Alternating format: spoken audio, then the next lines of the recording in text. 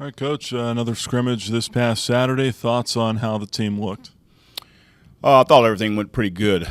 We mainly did a lot of situational football as far as talking about short yardage, goal line.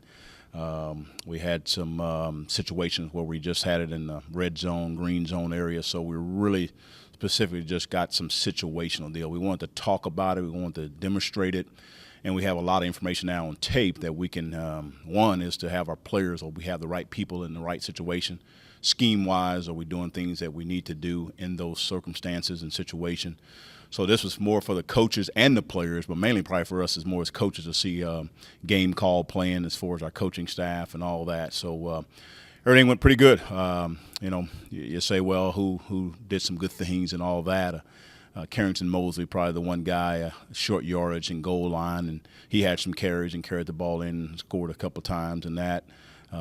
Defense still had some sacks in their big play and things of that nature. So there was really not a whole lot of people that's really stood out. Carrington Mosley may be the one person, but our D-line did a pretty good job. And as far as once we got into a little bit of a tag-off scrimmage when we had about, maybe 30 plays or so doing that. So kickers did well. I think we had 3 field goal attempts, 2 of them by Alex and then 1 by Cole. They were all less than 45 yards, and then we were 3 for 3 on that. So there were some good things that occurred, and we had a couple of special teams deal, kickoff return, little drill we had, and finding some people there that may have a chance to play some special teams. So it was a very productive day. Wasn't out there very long, but we got some specific things that we want to go over to see what we need to do, both from the player's perspective and also from a coach's perspective. Are you focusing a little more on some of those specific situations, like goal line, short yardage, with some of the changes on coaching staff as well, new OC, special teams coordinator, those types of things? We've done it in the past. I'm not going to sit and say we've never done it before. We've always done it from that perspective. But I think we're really more trying to figure out some things from our coaching staff was one side of it, some scheme, different things we wanted to look at. And then just having our players been put in those circumstances and get them to always be aware. Football awareness, kind of use that term quite a bit, or phrase for our players, is you have to be aware of what's going on, what's the situation, time on the clock. So we've been emphasizing that a little bit more. We've always done it. We're just being a little bit more specific and emphasizing a lot more to getting our players to understand certain things at certain times you need to be aware of so that you can be able to perform at your best. Offensive line starting to come together a little bit. Yeah, we nothing's final yet on as far as the starters and all those things of that nature. We'll probably get in toward that the end of the week, and obviously early next week as we get into the game week situation. And I think we're gonna have 6 or 7 guys be ready to go and all that. And we'll still put some pieces together. There may be some changes as we continue to move on in the whole season, but the O-line is coming together. Do you have any significant injuries at this point in time of guys that may miss Virginia Tech game? I think, I don't know. We got some people here next week. We'll evaluate and see. I don't think there's anybody right now that we can say that's going to be out that we're expecting to play and do all those things. And, again, you keep continuing to practice, and sometimes you get bumps and bruises, and sometimes we keep people out for a few days just to be a precaution because we're trying to shoot for September the 3rd. And right now there's nobody significant at this point in time to say that they're out as far as our ball game. You spoke Friday of changing the offense to cater to Stefan Mosh's strengths. What was the process in going through that and making sure you had the right pieces in place so that way you could transition from the pro style to the spread? Well, I think a lot of it, we've seen him for 2 years, so we already had some evaluation of it and kind of was thinking about that if it ever came to that situation. And then obviously making the change with the coordinator, that combination of both. But I think either way, we were going to probably make an adjustment as far as if we were to stay with Coach Stam or right now being with Coach Daly. So the combination of I'm a guy that always want to play to somebody's strengths, particularly when you talk about the quarterback position. And there might be a couple other positions, defense side of the ball. There may be a couple of people that you want to play to their strength, and you make certain calls. So we had already had a pre-plan in my mind anyway as far as we were going to make an adjustment on offense once the opportunity presented itself, and Stefan Marshall would be our starter. And with the offenses these days around college football going to up-tempo, was it natural for this team to go up-tempo so that way defensively your players could be used to it on a weekly basis, and when you get into game situations, the up-tempo style is something that they're accustomed to and they're not used to facing the pro style every week? Obviously I've been here now past 4 years, and we were a huddle team, and it was nothing that I saw when we went against up-tempo teams where we were not prepared.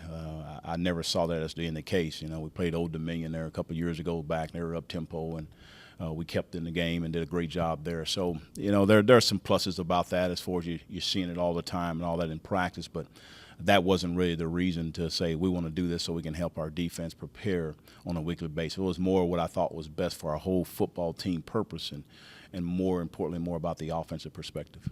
Aside from playing to strengths, though, is it a little more easy to recruit to this style of offense? I mean, guys see it as more up-tempo, maybe a little more fun.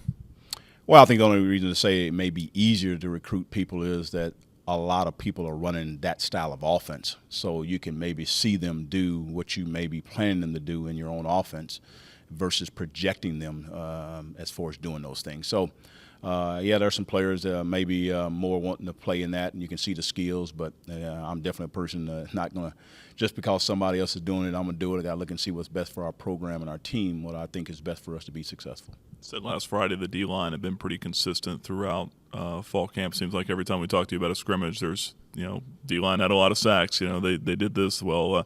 What do you think's led to that consistency? Well, I think you got to start with, I think two people. You got Vance Singletary, the D-line coach, and also Robert Wembley, our defensive coordinator. The combination of those two, and you also got Brian Llewellyn that assists with the D-line. And so I think those guys, three people, have really done a great job of every year, no matter what the name changes or whatever, that we have people that we have a pretty good group of guys that can come in and be productive for us as far as being able to get TFL, being able to get sacks, being able to get pressure. And sometimes you may not have the sacks, but you get pressure, and that helps our secondary and all that. So you got to give credit to those people. Those three people there have done a great job in being here on our staff. Any of the three freshman quarterbacks really stand out Saturday to push for that backup job? I think they've both been steady. I think Steve Calvert has been a little bit more consistent. We'll probably make somewhat decision here at the end of the week, early next week, as far as those two young men, one's redshirting or who's going to play or whatever from that perspective. So we're going to go the rest of this week, and we'll make a decision early next week. Talked about Antonio Gandy-Golden last week. Is he someone who you're still on the radar of keeping him available for the year, or might he and Lionel McConnell both redshirt and have them in the same class next year? I think we were going in even this year to saying probably going to play one of them. I think we'll finalize that decision again at the end of this week. They've both been doing fine, doing pretty good, and now it's just a matter what's our biggest need, as far as more of a wide receiver, or I'm saying a wide out, or more of a slot guy. There's no question Antonio is definitely only an outside guy. Lionel could be playing both. So we'll make that decision here, and they have done fairly well. Now it's just a matter, do they know the offense well enough that we can play them in a game, or we just have to segment it out if they're talented enough to say, hey, they're only going to learn these specific plays, and we're only going to put them in there. And that's probably what we're going to do anyway when you go in the beginning of the season. And as we go along, we may give them more of our playbook as we go.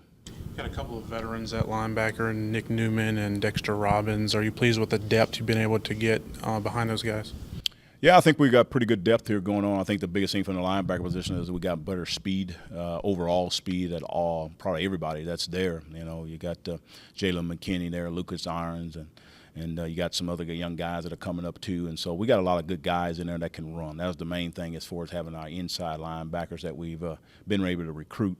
Are they able to do the things that we want them to do, and that is to run to the ball from sideline to sideline and all that. Probably the one guy that may be a little bit surprised, and we'll see where he fits in, is David King. Has been a long snapper a little bit, and he's in a linebacker and has improved to where now he's in the mix.